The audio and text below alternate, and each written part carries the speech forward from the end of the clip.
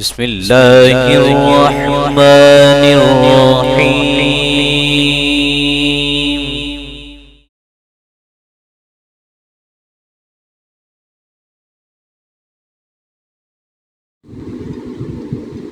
الحمد للہ وکفا وسلام علی عبادہ الذین اصطفیٰ والصلاة والسلام علی من لا نبی بعدہ وعلی آلہ وصحبہ ومن نحا نحوہ. اما بعد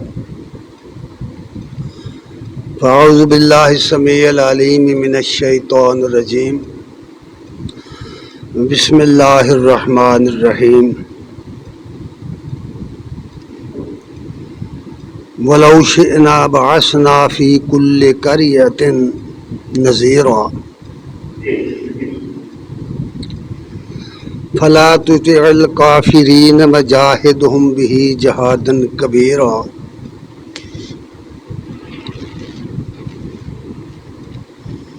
وقال النبي صلى الله عليه وآله وسلم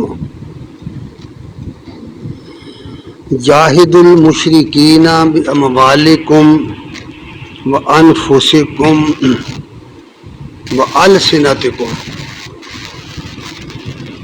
صدق اللہ و مولانا العظیم و صدق رسولہ النبی الکریم ونحن علی ذلک لمن الشاہدین والشاکرین والحمد للہ رب العالمین. السلام علیکم ورحمۃ اللہ وبرکاتہ. ہر قسم کی حمد و ثنا کے لائق اللہ جل شانہ کی ذات عظیم ہے، اور بے بہا درود و سلام محمد الرسول اللہ صلی اللہ علیہ وآلہ وسلم پر اور آپ کی آل اور اصحاب پر. حضرات گرامی قدر،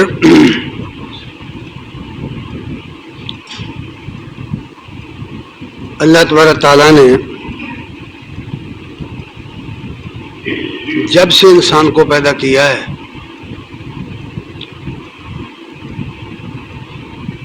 اسی دن سے اس کو یہ ہدایت بھی دی گئی ہے کہ وہ اپنے مالک حقیقی اور اپنے خالق کو پہچانے اور اپنی اس دنیا کی زندگی میں اس کی ہدایات پر عمل کرے. لیکن اول ہو سے ہی انسانوں میں دو گروہ پیدا ہو گئے. ایک وہ تھے جنہوں نے اللہ کی ہدایات اور اس کے احکام پر اس طریقے سے عمل کیا جو اللہ تعالیٰ نے انبیاء کے ذریعے انہیں بتایا تھا، اور ایک گروہ وہ ہو گیا جس نے ان ہدایات پر عمل نہیں کیا اور اپنی خواہشات کے پیچھے چلے، جس کے نتیجے میں اللہ تعالیٰ کی ہدایات اور انبیاء کی سنت کے برخلاف اپنی زندگی گزارنے لگے. پھر ان دونوں گروہوں کی اگر آپ تاریخ اٹھائیں تو ان دونوں کے اندر درجہ بدرجہ لوگوں کو پائیں گے، اور وہ سلسلہ آج کے دم تک جاری ہے. اور یہ ان دونوں گروہوں کی آپس میں اس حوالے سے مخالفت بھی ہے. ایک اللہ کی توحید کی بات کرتا ہے تو دوسرا اس کے ساتھ شرک کا دعوے دار ہے. یہ دونوں چیزیں ہمارے معاشرے میں بھی پائی جاتی اور دنیا کے ہر معاشرے کے اندر یہ ہیں. اللہ تعالیٰ نے انبیاء بھیجے اور مسلسل بھیجے، حتیٰ کہ آخری نبی محمد رسول اللہ صلی اللہ علیہ وسلم تشریف لائے اور ایک آخری کتاب لے کے آئے۔ اس کتاب کے اندر تمام انبیاء کی دعوت کو سمیٹ دیا گیا، ہدایات سمیٹ دی گئیں، سب احکام اس میں سمیٹ دیے گئے، محفوظ کر دیے گئے۔ دوسرے لفظوں میں دین کو یہاں مکمل کر دیا اور لوگوں سے یہ بات کہہ دی کہ اب اس نبی کے بعد کوئی نبی نہیں آئے گا، اب اس نبوت کا کام اس نبی کو ماننے والے کریں گے، وہ لوگ کریں گے جو اس کا کلمہ پڑھیں گے، جو اس پر ایمان لائیں گے، جو اس کی ہدایات پر عمل کریں گے۔ اب اس مشن کو وہ لوگ چلائیں گے۔ وہ مشن کیا تھا؟ اصل حقیقت یہ ہے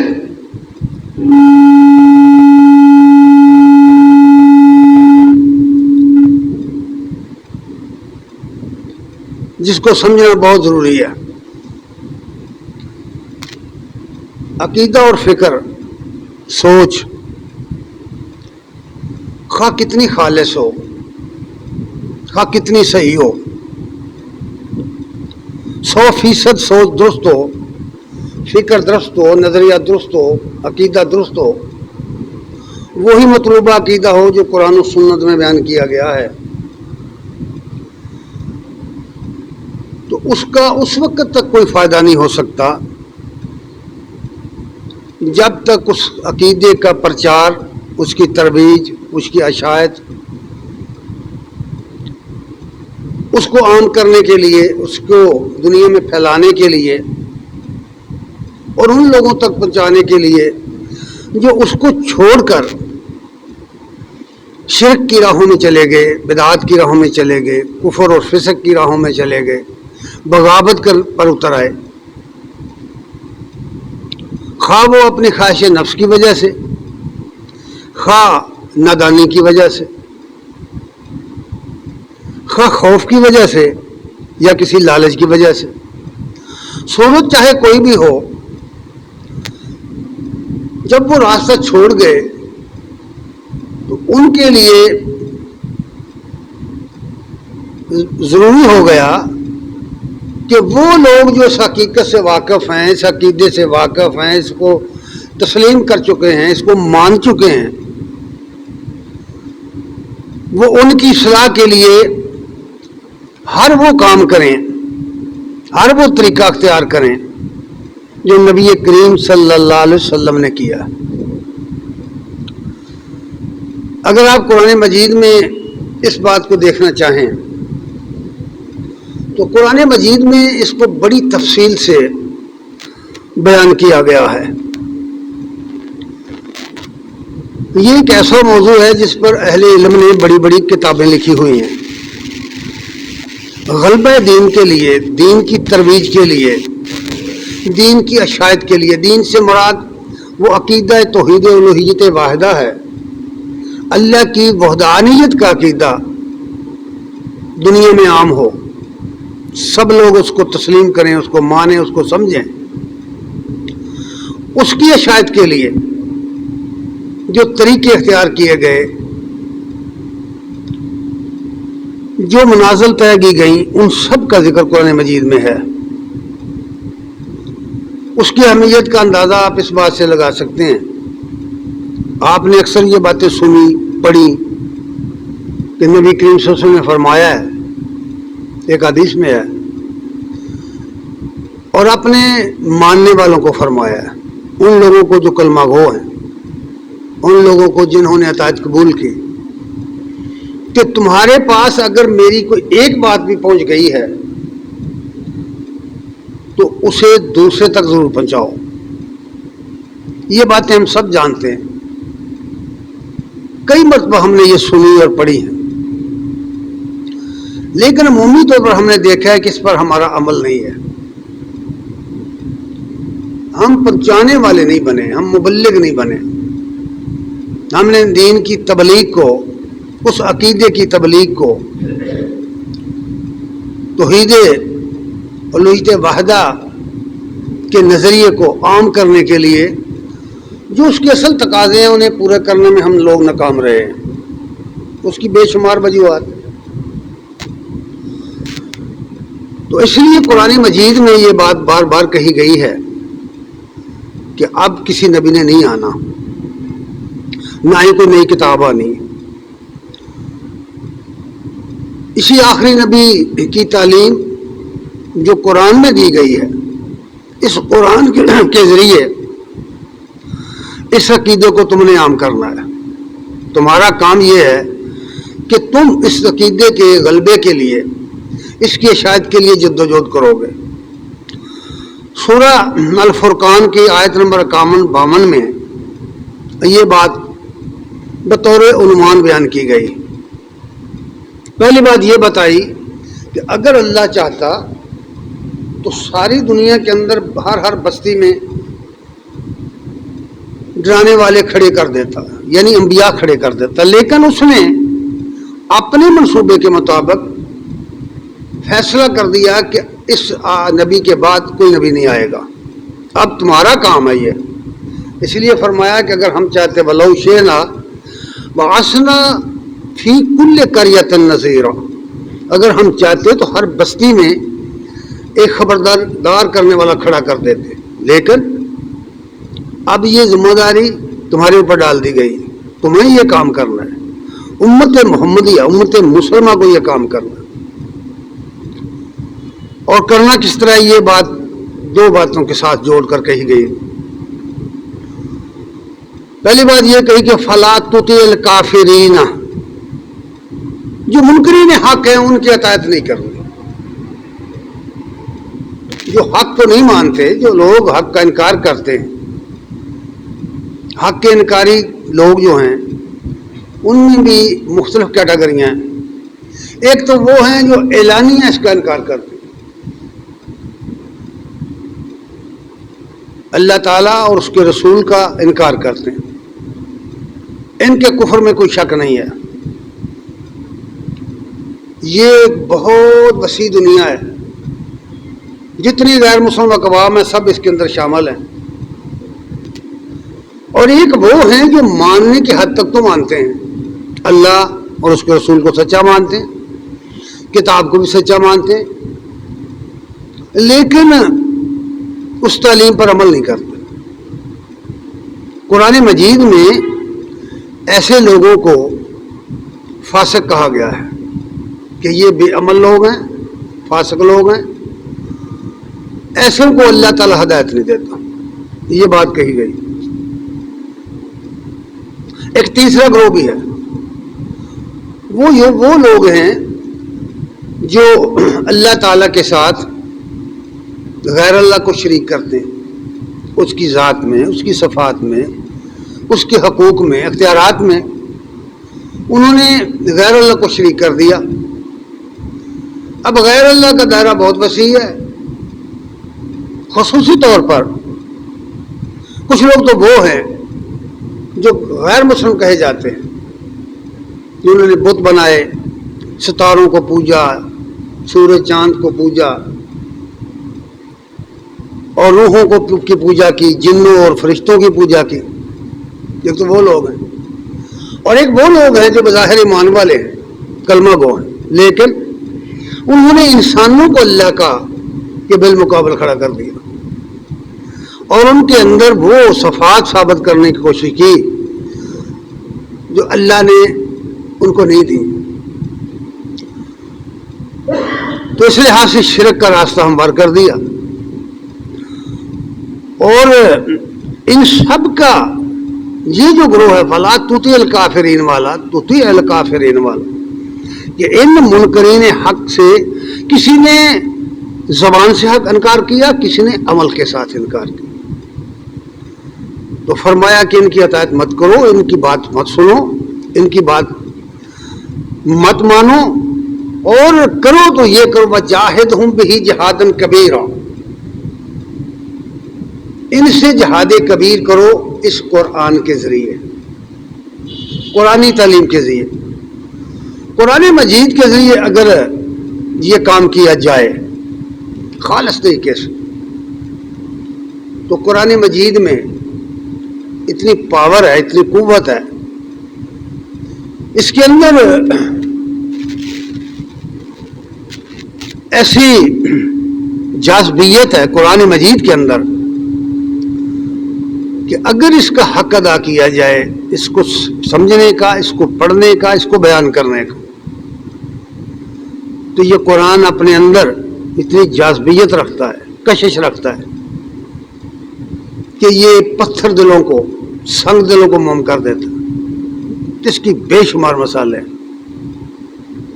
اس لیے فرمایا کہ ان لوگوں کے ساتھ یا ان لوگوں کے خلاف اس قرآن کے ذریعے جہاد کبیر کرو، جاہدہم بہ جہادا کبیرا۔ یہ جہاد کیا ہے؟ جہاد کا عام طور پر جب لفظ بولا جائے تو لوگوں کے اندر فوراً یہ خیال آتا ہے کہ یہ تو قتال ہے، حالانکہ ایسا نہیں ہے۔ قتال اس کا آخری مرحلہ ہے۔ جہاد کا سلسلہ آدمی کی ذات سے شروع ہوتا ہے، اس کے اپنی ذات سے، اپنے اندر سے شروع ہوتا ہے۔ سب سے پہلے جب کوئی شخص اس عقیدے کو تسلیم کرے گا، توحید الہ کو، الوہیت وحدہ، اللہ کے سوا کوئی نہیں ہے الہ، یہ بات سمجھنے کی۔ الہ کس کو کہتے ہیں؟ عربی زبان میں الہ اس کو کہتے ہیں جو کسی کا محتاج نہ ہو اور سب لوگ اس کے محتاج ہوں، ساری دنیا اس کی محتاج ہو، پوری کائنات اس کی محتاج ہو۔ آسان ترین لفظوں میں اس کو الہ کہتے ہیں، جو کسی کا محتاج نہ ہو اور سب مخلوق اس کی محتاج ہو۔ فرشتے اس کے محتاج ہوں، جن اس کے محتاج ہوں، انبیاء اس کے محتاج ہوں، اولیاء اس کے محتاج ہوں، مومن کافر سب اس کے محتاج ہوں، وہ سب کا مالک ہو، سب کا رب ہو، اس کو الہ کہتے ہیں۔ اور پھر اس کو بھی الہ کہتے ہیں جو آدمی کی گرفت میں نہ آ سکے، اس کی عقل میں نہ سما سکے، اس کی عقل اس کو اپنی گرفت میں نہ لے سکے، وراء الورا، اس کو سمجھنا چاہے انسان تو نہ سمجھ سکے، اس کو پانا چاہے تو نہ پا سکے، اس کو ٹچ کرنا چاہے تو نہ کر سکے، اس کو کبھی ملنا چاہے تو نہ مل سکے۔ یعنی مطلب یہ کہ اس کے احاطہ علم میں، اس کے احاطہ فکر میں وہ نہ آ سکے، اس کو الہ کہتے ہیں۔ لامحدود ہے اور اپنی مخلوق سے بڑا البرا ہے، پرے ہے، لیکن اس کا یہ مطلب نہیں ہے کہ وہ ہے نہیں، اس کا مطلب کہ ہے اللہ، اللہ اللہ ہے، لا الہ الا ہو، اس کے سوا کوئی الہ نہیں ہے۔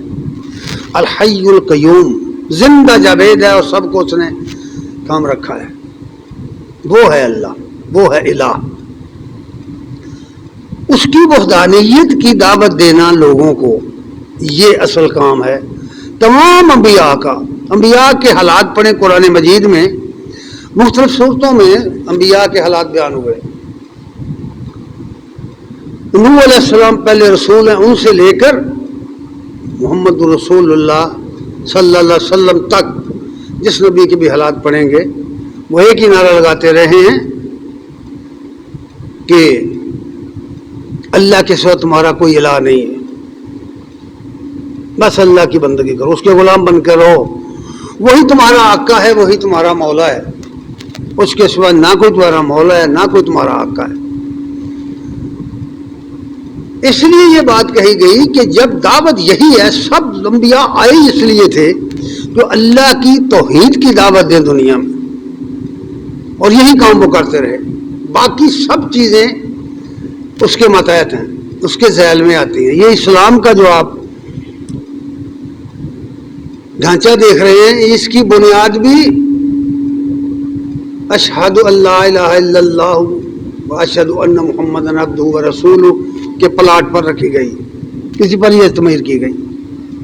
اللہ کے سوا کوئی الہ نہیں ہے اور محمد صلی اللہ علیہ وسلم اس کے بندے اور رسول ہیں. سارا اسلام جو ہے اسی پر پلاٹ کیا گیا ہے, اسی پر ڈیزائن ہوا ہے, بنیاد یہی ہے. اس حوالے سے یہ کہی گئی ہے بات کہ اس کی الوہیت, اس کی وحدانیت دنیا میں عام ہے, اور جب تک عام نہ ہو تمہیں چین سے نہیں بیٹھنا. جاہدہم بھی جہادن کبیرہ. یہ جب کوئی شخص یہ عقیدہ قبول کرتا ہے کہ اللہ کے سوا کوئی الہ نہیں, تو سب سے پہلے اسے اپنے اندر خود اپنے نفس کے ساتھ لڑائی کرنا پڑتی. یہ عقیدہ اس کے اندر ایک کشمکش پیدا کر دیتا ہے. ایک طرف اس خدا کی ہدایات, اس کے احکامات, اس کے حضور پیشی کا احساس, اس دنیا میں کیے گئے سب کاموں کا انجام اس تک, ایک طرف یہ ہے, یہ عقیدہ آ گیا. دوسری طرف انسانی خواہشات انسان کے اندر سے زور کرتی. اگر وہ اس عقیدے کو مانتا ہے, فالو کرے, تو اپنی خواہشات کو اس کو تجنا پڑے گا. اگر خواہشات کی پیروی کرتا ہے تو عقیدہ ہاتھ سے جائے گا. غور کر کے دیکھیں, آپ سوچیں. میں اکثر یہ بات کہتا ہوں کہ جو بات ماننے چلے ہیں اس کو سوچ لیں, سمجھ لیں. جس کا انکار کرنے چلے ہیں اس کو بھی سوچ لیں, سمجھ لیں. تو گویا جدوجہد کا میدان سب سے پہلا جو ہے آدمی کے اندر ہے, اسے اپنے نفس کے ساتھ لڑنا پڑے گا, اپنے نفس کو زیر کرنا پڑے گا. خواہش نفس, یاد رکھیے, یہ بتوں کی مخالفت, یہ قبروں کی مخالفت, یہ دنیا والوں کی مخالفت کرنا بہت آسان ہے. خواہش نفس کے ساتھ لڑنا بہت مشکل ہے. اسی لیے کہا گیا ہے کہ کیا تم نے وہ شخص نہیں دیکھا جس نے اپنی خواہش کو اپنا الہ بنا رکھا ہے. یہ بہت مشکل ہے, کیونکہ یہ اندر کی جنگ ہے. اگر کوئی شخص اس پر کامیاب ہو گیا اور اس نے اپنی خواہش کو تج کر اللہ تعالیٰ کی وحدانیت کا یہ عقیدہ قبول کر لیا, تو یہ ممکن ہی نہیں ہے کہ وہ بیٹھا رہ جائے. یہ ممکن نہیں ہے, ہو نہیں سکتا. اگر اس کے دل میں یہ بیٹھ گیا ہے عقیدہ کہ اللہ وحدہ لا شریک ہے, اور اس کے سامنے میں نے اس کا حساب دینا ہے اپنی زندگی کا, اس کی نعمتیں میں استعمال کر رہا ہوں, اس کی زمین پر رہتا ہوں, اس کی سورج کی دھوپ کو تاپتا ہوں, اس کی پیدا کردہ ہوا استعمال کرتا ہوں, میں کوئی قیمت نہیں دیتا اس کی. دیکھ لیجئے یہ نعمتیں جو وافر پھیلا دی گئی ہیں, قیمتیں نہیں ملتی ہے, مفت میں ملی ہوئی ہیں. جب وہ کوئی آدمی اس مقام پر کھڑا ہو جاتا ہے تو اس کے لیے یہ بات لازم کر دی گئی ہے. نبی کریم صلی اللہ علیہ وسلم کی یہ حدیث جو میں نے یہاں پڑھی ہے اس کو دیکھیے. انس رضی اللہ تعالیٰ عنہ کہتے ہیں رسول اللہ صلی اللہ علیہ وسلم نے فرمایا, قال جاہدو, فرمایا جہاد کرو. کن سے؟ جاہد المشرکین, شرک کرنے والوں کے. سب سے بڑا گناہ دنیا میں جو ہو رہا ہے وہ لوگ سمجھتے ہیں قتل بہت بڑا گناہ ہے, بدکاری بہت بڑا گناہ ہے, چوری ڈاکہ بہت بڑا گناہ ہے, کرپشن بہت بڑا گناہ ہے نا. لیکن قرآن و سنت میں جو بات کہی گئی ہے وہ کہ سب سے بڑا گناہ شرک ہے. شرک کی وجہ سے قومیں برباد ہو گئی, قوموں کو اللہ تعالیٰ نے تہس نہس کر دیا, ان پر عذاب الہی آیا. اس لیے فرمایا نبی کریم صلی اللہ علیہ وسلم نے کہ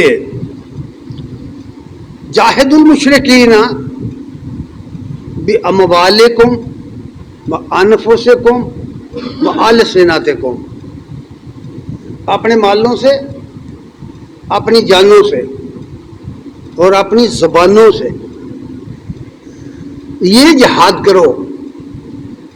ظاہر بات ہے کہ جدوجہد کریں گے جب دین کے اشاعت کے لیے تو خود نکلنا پڑے گا, وقت دینا پڑے گا اور مال خرچ کرنا پڑے گا. آپ دین کے لیے نکل کر جائیں، مثال لے لیجیے، مثلا آپ کئی میل دور سے یہاں جمعہ پڑھنا آئے ہیں، تو کیسے آئے ہیں؟ آپ نے پیٹرول خرچ کیا ہے، پیسہ لگایا ہے، وقت لگایا ہے، پھر آئے ہیں نا۔ اگر آگے بڑھنا ہو تو پھر کیا ہوگا؟ مال بھی خرچ کرنا پڑے گا اور خود بھی نکلنا پڑے گا، اور پھر فرمایا اپنی زبانیں بھی استعمال کرنی پڑے گی، یعنی تبلیغ کرنی پڑے گی۔ اور اللہ تبارک تعالیٰ نے اس عمل کو، جس کا قرآن مجید کی اس آیت میں جاہدہم بہ جہادن کبیرہ، اور اس حدیث میں جاہد المشرکین باموالکم وانفسکم والسنتکم، اس قرآن کی آیت اور اس حدیث میں جو عمل بتایا گیا ہے، اس عمل کا نام قرآن نے کیا رکھا ہے؟ ذرا دیکھیے، سورہ صف کی آیت نمبر 10 سے لے کر تا آخر پڑھیے، یہ پوری سورت پڑھیے، آیت نمبر 10 سے لے کر خاص کر، ویسے تو ابتدائی سے پڑھیے تو آپ کو پتہ چلے گا کہ اللہ کی راہ میں جہاد کرنے والے، یعنی جدوجہد کرنے والے لوگ کون کون ہیں اور کیا کیا مراحل انہیں پیش آتے ہیں۔ اگر عقیدہ سچا ہے اور دل میں گھر کر چکا ہے تو وہ اسے مجبور کرتا ہے بندے کو کہ اٹھے اور اٹھ کر دوسرے تک پہنچائے اس کو۔ یہ تاثیر ہے، یہ اس کا رزلٹ ہے، نتیجہ میں جو عرض کر رہا ہوں آپ سے یہ ہے۔ لیکن سورت میں بتایا گیا ہے کہ آؤ تمہیں بتائیں کہ اللہ تعالیٰ نے اس عمل کا نام کیا رکھا ہے، اس جدوجہد کا نام کیا رکھا ہے، یہ کیا چیز ہے، یہ عمل کیا عمل ہے؟ فرمایا یا ایھا الذین آمنوا، اے لوگوں جو ایمان لائے، یعنی اے وہ لوگوں جنہوں نے اللہ اور اس کے رسول کی دعوت قبول کر کے یہ عقیدہ اختیار کیا ہے، ان کی بات ہو رہی۔ ایمان والے وہ لوگ ہیں جنہوں نے اللہ کو وحدہ لا شریک مانا، جنہوں نے اس کے رسولوں پر ایمان لائے اور اس کی کتابوں پر ایمان لائے، انہوں نے ایمانیات کو قبول کیا، ان کو آواز دی کس نے؟ اللہ نے، یا ایھا الذین آمنوا، اے لوگوں جو ایمان لائے ہو۔ وہ آسمان سے یہ ندا آ رہی، اور ان لوگوں کو جو دعوے دار ہیں کہ ہم مسلمان ہیں، ہم مومن ہیں، ان کو آواز آ رہی۔ فرمایا ھل ادلکم علی تجارۃ، کیا میں تمہیں ایک ایسی تجارت بتا دوں؟ اس کا نام تجارت رکھا ہے۔ اس عقیدے کو پھیلانا، اس کو عام کرنا، اس کے غلبے کے لیے جدوجہد کرنے کا نام تجارت رکھا ہے۔ اور کون نہیں جانتا کہ تجارت میں کیا کیا چیزیں استعمال ہوتی ہیں؟ سب سے پہلے تجارت کے اندر آدمی کو اپنا سارا وقت لگانا پڑتا، وہ کاروبار کامیاب نہیں ہوتا جس کو ٹائم نہ پورا دیا جائے۔ اور دوسری چیز بڑی اہم، وہ مال ہے، اگر مال نہیں لگائے گا تو کیسے کون سی تجارت کرے گا؟ اس کے بعد صلاحیتیں ہیں انسان کی، قابلیتیں، وہ بھی اس پر صرف کرے گا، وقت بھی دے گا جو بہت قیمتی ہے، دنیا میں سب سے قیمتی چیز وقت ہے، وہ بھی دے گا، اور مال بھی خرچ کرے گا، اور اپنی صلاحیتیں بھی اس پر صرف کرے گا، تب کوئی نتیجہ نکلے گا۔ اس لیے فرمایا اس عمل کا نام تجارت رکھا۔ جس طرح تم کاروبار کرتے ہو اور یہ ساری چیزیں لگا کر نفع کی امید رکھتے ہو، اس طرح فرمایا آؤ ھل ادلکم علی تجارۃ، کیا تمہیں ایک ایسی تجارت نہ بتا دوں؟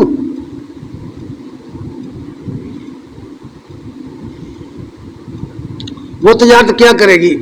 یہ دنیا کی تجارت چند ٹکے دے گی آپ کو، یہ پیسے دے گی آپ کو، یہ آسائشیں دے گی آپ کو، یہ سامان زیست دے گی، لیکن وہ تجارت جو غلبہ دین کی تجارت ہے وہ تمہیں کیا دے گی؟ تنجیکم من عذاب علیم، تمہیں عذاب علیم سے بچائے گی، دردناک عذاب سے بچائے گی۔ اب قرآن مجید کے ایک ایک لفظ کے اندر اتر کر دیکھو، پتہ چلے قرآن کیا کہہ رہا ہے ہم کو۔ तुंजीकुम मिन अज़ाबिन अलीम, फिर इसका दायरा बहुत वसी है। जिन्होंने ये तजारत की थी वो कुफर की तंगनाइयों से निकलकर, तारीकियों से निकलकर, जहालत की तरीकों से निकलकर ईमान की रोशनी में आए तो दुनिया को उन्होंने फतह किया।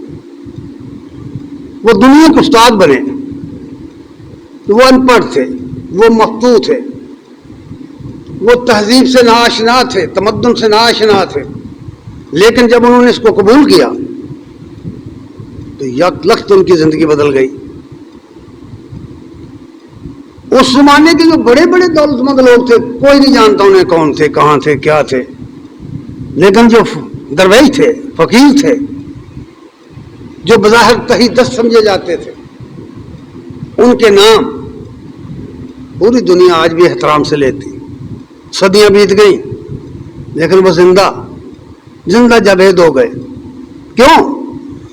उन्होंने उस पैगाम को आम किया जो अल्लाह और उसके रसूल की तरफ से उन्हें मिला था। इसलिए फरमाया तुंजीकुम मिन अज़ाबिन अलीम, ये नतीजा है इस तजारत का। और फिर फरमाया वो उसके लिए जो मसाला दरकार है, उसके लिए जो चीजें दरकार हैं, उनका जिक्र फरमाया। पहला ये तो मैनून बिल्लाहि व रसूलिही, जरा गौर करो कि खिताब तो किया या अय्युहल्लज़ीना आमनू, ऐ ईमान वालो, और कहा यह जा रहा है कि अल्लाह और उसके रसूल को मानो, उस पर यकीन और ईमान रखते हुए। ईमान वालों से ये कहना कि अल्लाह और उसके रसूल पर ईमान रखते हुए, यकीन रखते हुए, असल में बात यह है कि कोई काम हो ही नहीं सकता जब तक उसकी कामयाबी और उसके नतीजे का आदमी को यकीन ना हो ही नहीं सकता। इसलिए कुरान मजीद में यह बात बार बार कही गई है, ईमान वालों तो मैनून बिल्लाहि व रसूल, अल्लाह और उसके रसूल पर ईमान रखो।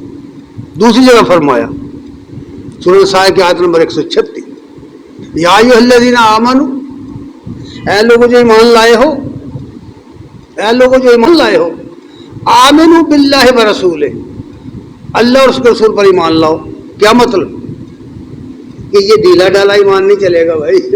नताइज पैदा करने के लिए, कामयाबी हासिल करने के लिए, अल्लाह की तौहीद को आम करने के लिए, उसको दुनिया में फैलाने के लिए, गालिब करने के लिए, ये ढीले ढाला ईमान नहीं चलता, ये कोई नताइज पैदा नहीं करता। इसलिए फरमाया गया है कि ईमान वालों अल्लाह और उसके रसूल पर ईमान लाओ, और उस किताब पर ईमान लाओ जो उसने अपने रसूल पर बड़े एहतमाम से नाज़िल की। और यहां भी यही बात कही कि अल्लाह और उसके रसूल पर ईमान लो तो मैनून बिल्लाहि व रसूल। ईमान के बाद अमल शुरू होता है। ये पहला अमल है ईमान, यकीन पैदा करना, यकीन मोहकम, अमल पहम, मोहब्बत फाते आलम, जहाद जिंदगानी में ये मर्दों की शमशीर है।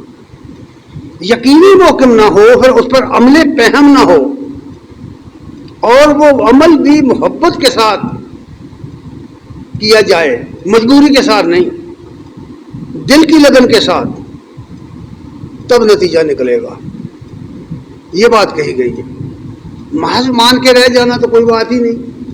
और आज उनसे मुसलमान की बर्बादी का सबब क्या है? यही तो है कि मानने को तो सभी मानते हैं, लेकिन चूंकि अमले पहम भी नहीं, यकीन मोहकम भी नहीं, इस वजह से पूरी दुनिया कुफर उन पर गालिब आ गई। इसलिए फरमाया ये जब तुम्हें यकीनी मोहकम तुमने पैदा कर लिया, ईमान ले आए, तो फिर अगला काम शुरू होगा। अगला काम ये है वतुजाहिदून फी सबीलिल्लाह, कि अल्लाह की राह में जद्दोजहद करो। जिहाद का बुनियादी माना यह होता है, मुजाहिद का भी माना यह है।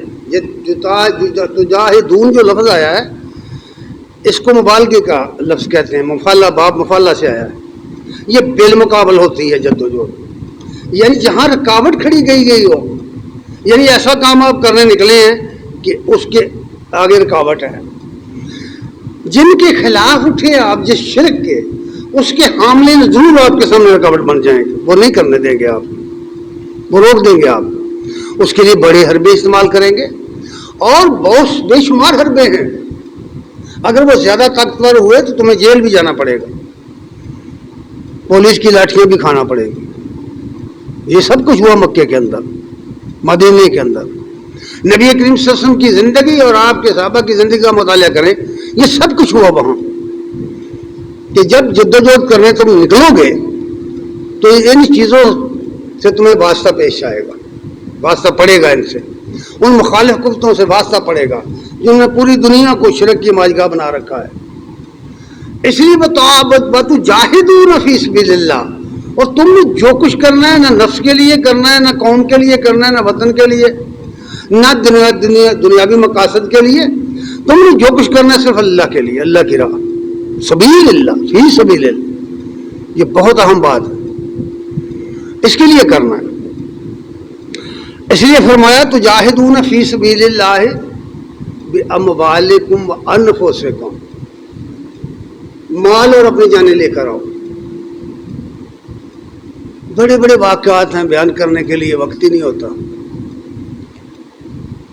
آپ اکثر سنتے رہے, جانتے ہیں کہ غزوہ تبوک کے موقع پر نبی صلی اللہ علیہ وسلم نے جب اپیل کی تھی کہ لاؤ بھائی اپنا مال لے کر آؤ, موسم گرمی کا تھا, بلکہ فصل پکنے کا. جب فصل پکنے کا ذکر آتا ہے تو یہ فصلیں نہیں ہیں جو ہمارے یہاں ہیں. وہاں فصلیں کھجور کی فصلیں تھیں, کھجور کے باغات. کھجوریں اترنے کا زمانہ تھا, کھجوریں پکنے کا زمانہ تھا. اور مدینہ کے اندر کھجوروں کے باغ تھے انصار کے, جس پر ان کا گزرانے اوقات تھی وہی تھے, اسی پر سارا کام چلتا تھا. کھجوریں کھا کر تو لوگ گزارا کرتے تھے. اور وہ پکنے کا زمانہ ہے, اب جہاد کے لیے آواز آ گئی.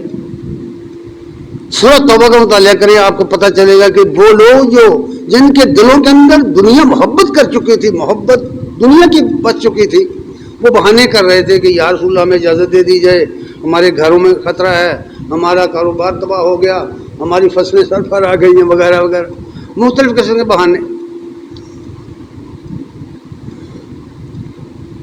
تو ان حالات میں کہا گیا کہ بِأَمْوَالِكُمْ, اور یاد رکھیے جو مال لے کر لوگ آئے, ابو بکر رضی اللہ تعالیٰ عنہ کے واقعہ, اور عمر رضی اللہ اور عثمان رضی اللہ تعالیٰ عنہ, عبد الرحمن, بڑے بڑے لوگ.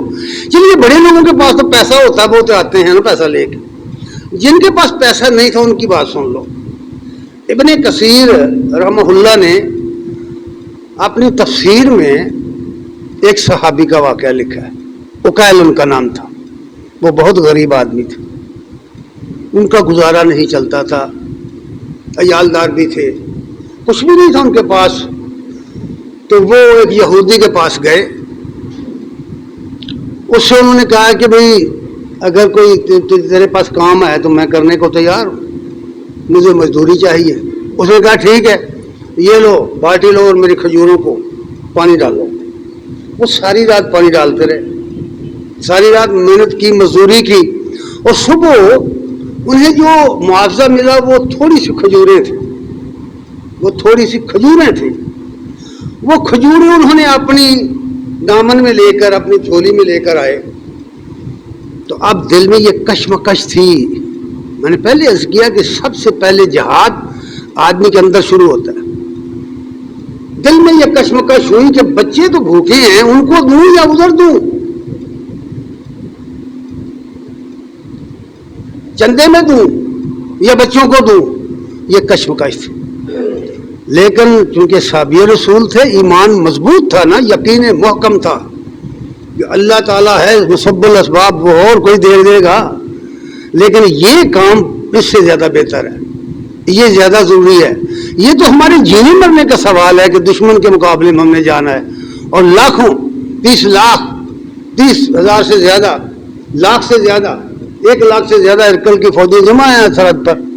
ان کے خلاف ہمارے پاس نہ مین پاور ہے, نہ ہمارے پاس ساز و سامان, تو ہمیں تو وہاں پیسے چاہیے. اور انس رضی اللہ تعالیٰ سے پوچھا گیا کہ جب اس سفر میں آپ تھے تو آپ کیسے گزارا کرتے تھے, ایک کھجور کھا کر ایک دن کیسے گزارتے تھے؟ تو انہوں نے کہا یہ اس وقت پتہ چلا ہمیں جب وہ ایک بھی نہیں ملتی تھی.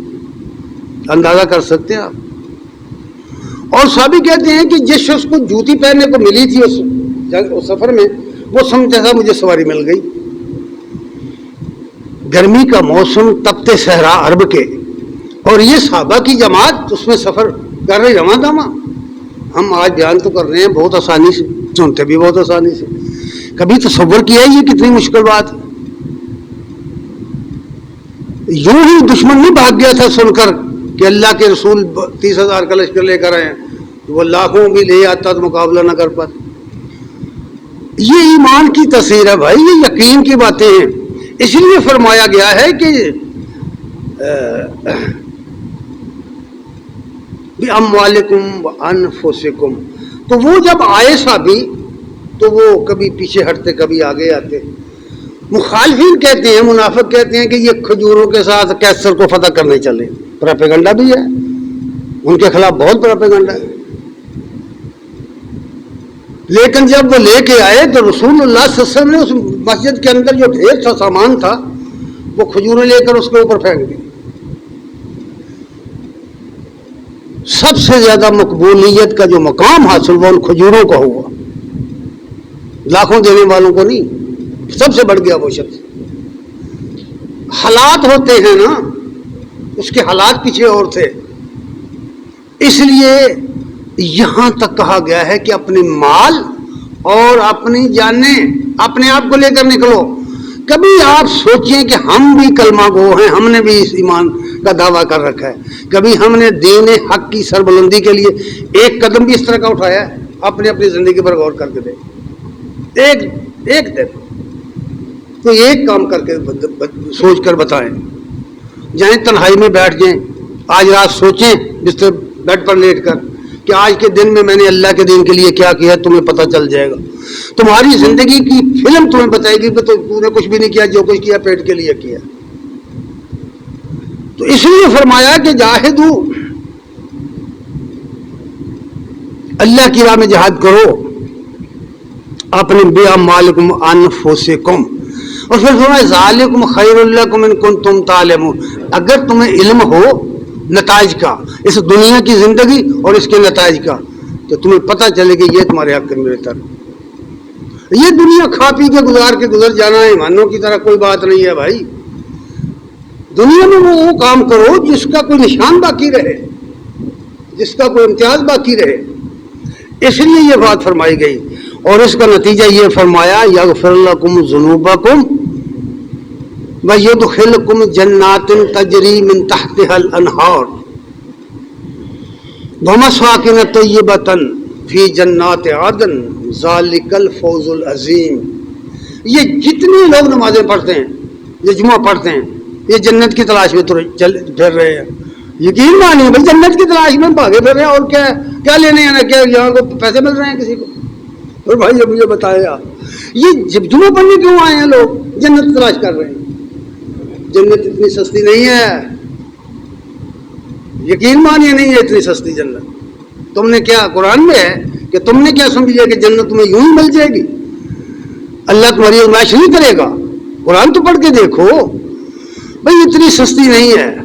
اس لیے فرمایا ہے اگر جنت لینی ہے تو یہ تجارت کرنی پڑے گی، مال دو، جان دو، اپنا سب کچھ لگاؤ، پھر آؤ، پھر اللہ تعالیٰ تمہیں تمہاری قصور معاف کر دے گا، گناہ معاف کر دے گا، تمہیں جنتوں میں داخل کرے گا، ان باغوں میں داخل کرے گا جن کے نیچے نہریں بہتی ہیں، انہیں ان پاکیزہ گھروں میں داخل کرے گا، پاک طیبہ گھروں میں داخل کرے گا۔ فرمایا ذالک الفوز العظیم، یہ ہے بہت بڑی کامیابی۔ یہ دنیا کے اندر چند ٹکے بنا لینا اور مال پا لینا، ڈال لینا، کوٹھیاں بنا لینا، کاریں خرید لینا، یہ کوئی کامیابی کی چیز نہیں ہے۔ حدیث میں ہے کہ جب آدمی مرتا ہے تو فرشتے پوچھتے ہیں یہ لے کے کیا آیا ہے، اور اس کے بعد پوچھتے ہیں یہ بنا کے کیا گیا ہے، چھوڑ کے کیا گیا ہے۔ اس حوالے سے یہ بات سنو۔ اور پھر فرمایا کہ اتنی بات نہیں ہے، اخرى تحبون، باقی چیزیں بھی جو تمہیں پسند ہے دنیا کی وہ بھی دے گا، وہ بھی تمہیں دے گا۔ نصر من اللہ وفتح قریب، ان لوگوں کے لیے جو اپنے یقین محکم کے ساتھ، عمل پہم کے ساتھ، اپنی جان اور مال کے ساتھ اللہ کی راہ میں اس کے دین کے غلبے کے لیے کام کرتے ہیں، یہ ان لوگوں کے لیے اللہ کی نصرت۔ نصر من اللہ و فتح قریب، جب یہ لوگ اس جذبے کے ساتھ اٹھیں گے اللہ انہیں کامیاب کرے گا، انہیں فتح قریب عطا فرما۔ بشر المومنین، اور فرمایا نبی ان اہل ایمان کو خوشخبری سنا دو، ان لوگوں کو بشارت ان کے لیے ہے۔ آگے ایک اور بات فرمائی، نصرت حق کیا ہے؟ اللہ تعالیٰ نے اسی صورت میں فرمایا ہے یا ایھا الذین آمنوا، اس پوری صورت کو پڑھو، اس میں خطاب اللہ نے ایمان والوں سے کیا، یا ایھا الذین آمنوا، اے لوگوں جو ایمان لائے، ایمان کے دعویٰ رکھنے والے ہو، کونوا انصار اللہ، اللہ کے مددگار بنو۔ کیا اللہ کو کیا ضرورت پڑی ہے آپ کی نصرت کی؟ یعنی مطلب یہ ہے کہ اللہ کا دین مغلوب ہے اور تم اس کے دعوے دار کو، ہم اس کو ماننے والے ہیں، تو تمہارے سامنے تو یہ مغلوب ہے، اس کے غلبے کے لیے کیا کر رہے ہو؟ اس کی اشاعت کے لیے تم کیا کر رہے ہو؟ جس پر ایمان لائے ہو، جسے حق سمجھتے ہو، اس کے لیے تم کیا کر رہے ہو؟ کونوا انصار اللہ، اللہ کے مددگار بن جاؤ۔ کما قال عیسیٰ بن مریم، جس طرح عیسیٰ بن مریم علیہ السلام نے کہا تھا للحواریین، حواریوں سے کہا تھا من انصاری اللہ، تم میں سے کون ہے جو اللہ کے لیے میرا ساتھی بنے، میرا مددگار بنے؟ قال الحواریون نحن انصار اللہ، حواریوں نے کہا ہم اللہ کے مددگار ہیں، ہم اس کے دین کے لیے اٹھے۔ فرمایا فآمنت طائفۃ من بنی اسرائیل وکفرت طائفہ، جب ایمان اپنے جوہر دکھاتا ہے، جب ایمان اپنے جوبن پہ آتا ہے، یہ یقین محکم سے انسان اٹھتا ہے، کھڑا ہوتا ہے، تو میں پہلے عرض کر چکا کہ دو گروہ بنے ہیں، دو شروع سے آ رہے ہیں پھر بھی بنیں گے۔ فرمایا فآمنت طائفۃ من بنی اسرائیل، ایک گروہ بنی اسرائیل سے ایمان لے آیا، وکفرت طائفہ، اور ایک گروہ اس کا منکر ہو گیا۔ بھائی جب بھی آپ اللہ کی توحید کی بات کریں گے تو گروہ تو دو بنیں گے، جب بھی توحید کا نعرہ لگائیں گے گروہ تو دو بنیں گے۔ شرک اور مشرک کو تو یہ پسند نہیں آئے گی، اس لیے فرمایا کہ دو گروہ بن گئے۔ فَأَيَّدْنَا الَّذِينَ آمَنُوا عَلَىٰ عَدُوِّهِمْ، اللہ فرماتے ہیں کہ یہ یقین محکم والے جو تھے، جنہوں نے مال اور جان سے جدوجہد کی تھی، ہم نے ان کو ان کے دشمنوں کے مقابلے میں تائید کی، انہیں غالب کر دیا۔ فَأَصْبَحُوا ظَاهِرِينَ، اور وہ غلبہ پا گئے۔ اور اس کی ہسٹری آپ اٹھائیں پڑھیں کتابیں، 313 1000 پر غالب، اس کی بے شمار مثالیں۔ لیکن یہ نصرت جو ہے نا، یہ ہے جو اللہ کی طرف سے نصرت آئے گی، وہ مشروط ہے۔ اللہ تعالیٰ کسی کی مدد نہیں کرتا جب تک وہ خود اس معیار پر کسی شخص کو نہ پائے، یہ بات یاد رکھیے گا۔ سورہ حج میں یہ بات فرمائی گئی، آیت نمبر 40، وَلَيَنْصُرَنَّ اللَّهُ، اللہ تمہاری ضرور مدد کرے گا، اللہ تمہاری ضرور مدد کرے گا۔ اگر اللہ سے مدد لینا چاہتے ہو، نصرت لینا چاہتے ہو، اپنے آپ کو پہلے جائزہ لو، اپنے آپ کو ذرا تولو، کیا اس معیار پر ہیں ہم لوگ جہاں اللہ کی نصرت آئے ہمارے لیے؟ ہم جو کام کر رہے ہیں، ہم جو دعوت کر رہے ہیں، ہم جو لے کے چل رہے ہیں تحریک، ہم اس معیار پر اپنے آپ کو کھڑا سمجھتے ہیں جہاں نصرت آتی ہے؟ فرمایا وَلَا يَنْصُرُنَّ اللَّهُ، اللہ ضرور مدد کرے گا۔ کس کی؟ یہ سوال ہے۔ مَن يَنْصُرُهُ، جو اس کی مدد کرے، دو لفظ، صرف دو لفظ، اللہ ضرور مدد کرے گا، کس کی بھائی؟ مَن يَنْصُرُهُ، جو اس کی مدد کرے، یعنی اس کے دین کا کام اگر کرے پوری اخلاص کے ساتھ، ایمانداری کے ساتھ، یقین محکم کے ساتھ، عمل پہم کے ساتھ، محبت کے ساتھ، دل کی لگن کے ساتھ اگر وہ کرے تو پھر وہ نصرت ہے، اس کی نصرت آئے گی۔ پھر تو اللہ کہتا ہے قرآن میں سورہ انفال میں پڑھ لیں کہ اللہ کہتا ہے میں نے فرشتے اتار دیے تھے میدان بدر میں، آج بھی ہو جو ابراہیم کا ایمان پیدا، آگ کر سکتے اندازے گلستہ پیدا، لیکن وہ ایمان کہاں بھائی؟ کہنے والے نے یقین سے کہا تھا، ہمیں یقین ہی نہیں آیا کہ فرشتے اتر سکتے ہیں، آگ گلزار ہو سکتی ہے، لیکن اس طرح کا ایمان تو لائیں۔ اس لیے فرمایا گیا کہ اللہ مدد کرے گا اس کی جو اس کی مدد کرے گا، یعنی اس کے دین کی مدد کرے گا، یہ مطلب ہے۔ ان اللہ لقوی عزیز، اللہ کو کوئی تمہاری ضرورت نہیں ہے، اللہ اگر چاہے تو سب کو مومن بنا دے، لیکن اس کا یہ طریقہ نہیں، اس کی یہ سنت نہیں، وہ انسانوں کے آزمائے گا، اس نے جو جنت ہے بہت قیمتی دینی ہے تو آزمائش سے گزار کر دینی، اسے کامیابی دینی ہے تو آزمائش سے گزار کر دینی، اس لیے یہ بات فرمائی گئی اللہ قوی عزیز، وہ غلبے والا ہے، اس کے مقابلہ کوئی نہیں کر سکتا۔ اب نبی کریم صلی اللہ علیہ وسلم کی دو چھوٹی چھوٹی حدیث بیان کر کے بات ختم کرتا ہوں۔ عبداللہ بن حبشی رضی اللہ تعالیٰ عنہ کہتے ہیں کہ نبی کریم صلی اللہ علیہ وسلم سے پوچھا گیا، یہ سوال پوچھا گیا، قال فأی الجہاد افضل، یا رسول اللہ بہترین جہاد کی کیا ہے، بہترین جہاد کیا ہے؟ قال من جاہد المشرکین بمالہ و نفسہ، آپ نے فرمایا بہترین مجاہد اور بہترین جہاد یہ ہے کہ کوئی شخص اپنا مال اور اپنی جان لے کر نکلے مشرکوں کے مقابلے، شرک کرنے والوں کے مقابلے، توحید کے دعویٰ، توحید کے نعرے، لیکن حقیقت یہ ہے کہ بے خبر ہم لوگ اپنے عقائد سے، اپنی سوچ اور فکر سے بے خبر، اس کے لیے ہم کچھ بھی کرنے کے لیے تیار نہیں ہیں، اور اس لیے فرمایا فأی الجہاد افضل، کون سا جہاد افضل ہے؟ فرمایا جاہد المشرکین بمالہ و نفسہ۔ دوسری حدیث میں فرمایا، ابو ہریرہ رضی اللہ تعالیٰ عنہ کہتے ہیں کہ نبی کریم صلی اللہ علیہ وسلم فرمایا، لوگوں غور سے سن لو، من یلّہ کی اللہ بغیر عصر من جہاد، مرنا تو سب نے ہے نا، مرنا ہے نا، کافر بھی مرے گا، مشرک بھی مرے گا، مومن بھی مرے گا، فاسق، سب لوگ مریں گے، پھر اللہ کے حضور کھڑے ہوں گے، زندہ کرے گا رب، یہ ہمارا ایمان ہے سب کا، ہم سب جانتے ہیں کہ پھر قیامت آئے گی، پھر ہمیں زندہ کیا جائے گا، اور پھر ہمارے اعمال کا جائزہ لیا جائے گا، محاسبہ ہوگا۔ تو فرمایا رسول کریم صلی اللہ علیہ وسلم نے، من لقی اللہ بغیر عصر من جہاد، کہ اگر کوئی شخص اللہ کے حضور حاضر ہوا، اللہ سے ملاقات ہوئی، لیکن اس کی زندگی میں جہاد کا کوئی شعبہ نہیں ہے، جہاد کا برق صاف ہے، جد و جہد کا، دین حق کے غلبے کے لیے جد و جہد کا برق صاف ہے، کچھ بھی نہیں کیا اس نے۔ اب غور کرو، تو فرمایا وفیہ سلمۃ، تو وہ بہت بڑا نقصان اٹھا گیا، زندگی اس کی ثمرآور نہیں ہوئی۔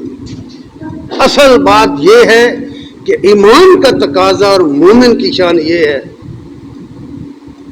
ایک پنجابی شاعر نے کہا، کو مقصد دنیا اندر مومن دی زندگانی دا، غلبہ دور کرے جگ وچوں کفراں دی شیطانی دا، دیوے تخت الٹ نمرودی اتے ہمانی دا، جھنڈا کرے بلند جہان نے اللہ دی سلطانی دا، سنت موسیٰ ابراہیم باہر اے منشور نہیں، ہن سانو اسلام بنا منظور کوئی دستور نہیں۔ مومن کی شان ہے کہ دنیا میں اس لیے آیا کہ اللہ کے توحید کا جھنڈا دنیا میں بلند کرے، اس کو غالب کرے۔